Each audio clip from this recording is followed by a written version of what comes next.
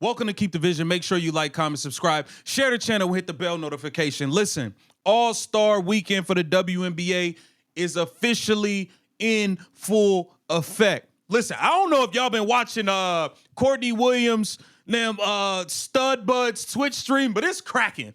They Twitch stream is popping right now. They got all types of clips floating around on Twitter or X, whatever you like to call it. But if you haven't seen it, get on X and go look at some of the clips from the Stud Buds live Twitch stream. They're live streaming nonstop All-Star Weekend. That is lit. Shout out to Courtney Williams and Natisha Heidemann. Listen, CBA negotiations are fully in effect as well. Let's take a look. We got an update. Y'all. Let's take a look at what the update is as far as the WNBA CBA negotiations update. Kathy Engelberg posted this. Let's take a look at it. It says, earlier today, the Women's National Basketball Players Association and the Women's National Basketball Association met in person to discuss their ongoing negotiations for a new collective bargaining agreement. Alongside WNBPA staff and our CBA advisory team, more than 40 players, including all-stars, executive committee members, and player representatives attended the meeting. This marked the largest in-person player turnout in union history during CBA negotiations. The WNBA's response to our proposal fails to address the priorities we voiced from the day we opted out. A transformational CBA that delivers our rightful share of the business that we've built, improves working conditions, and ensures the success we create lifts both today's players and the generations that follow. We've told the league and teams exactly why our proposal falls so short.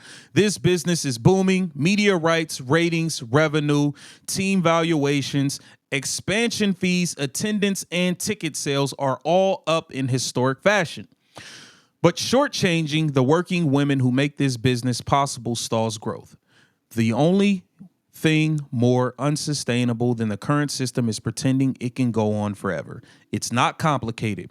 We are committed to the fight. We are committed to returning to the negotiating table, and we will not stop until we achieve the transformational CBA this moment demands. All right. They standing on it. They are standing on it. They're letting it be known, hey, you guys are not taking us opting out serious. You guys have not made any updates, any upgrades to the things that we are asking for. I also saw on the Stud Buds live stream where they said, hey, that meeting was draining. It was a lot of information to take in. It was just a lot. It seems like it's a good thing that they got this out the way early so that the players can actually enjoy the All-Star Weekend. I don't know, guys. Listen, I think we're headed for a strike and a lockout. I'm standing on it. I just don't see these owners budging. I really don't see the leverage that the players even have. I mean, a lot of this, the things they said, yes, ticket sales are up, ratings are up. All of these things, those are 100% facts. But what also is a fact is Caitlin Clark is responsible for more than 55% of it. One player. And she's hurt right now. We watched just a couple weeks ago when Caitlin Clark was out for 10 days. We watched the ratings. We watched everything fall by more than 55%. I don't see how the owners are supposed to feel like you guys are coming to the table like, yo, we brought up all these numbers. And the owners are looking at it like, no, she's doing this. But what happens when she can't play? Well, we don't have to ask what happens when she can't play because we saw it firsthand ourselves.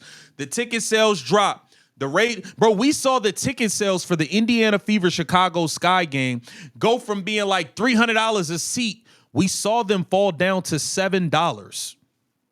We saw them fall down to $7. A chicken sandwich with a fry and a drink at Jack in the Box costs more than that. You can go get a Happy Meal and it'll cost more than the ticket to the game. So the owners are not going to be jumping like, oh, yeah, you guys are bringing in all these people everywhere. No. The New York Liberty sell a lot of tickets. The Golden State Valkyries are doing their thing, but they are new. And we have to see how sustainable are they going to keep supporting if the team isn't good.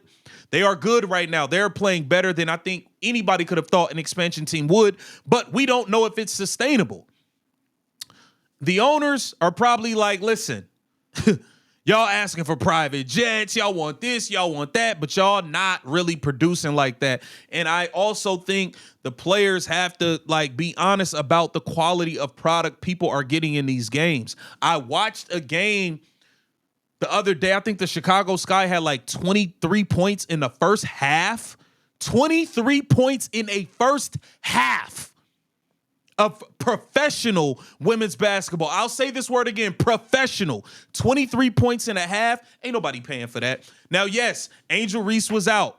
Yeah, but y'all are professionals. 23 points. Bro, that is some freshman high school stuff. That's not professional, bro. That's not good product. People are not going to be spending money to see that. I've watched a number of games where teams have 30, the score is 31-33 at the half. Who's paying to see that? So I think the players should have their demands, but I also think you got to be realistic, man. You got to be realistic and you got to be honest about the fact that a lot of these things y'all are asking for, a lot of this stuff is based on the numbers that Caitlin Clark brought in. It's that simple. It's that simple.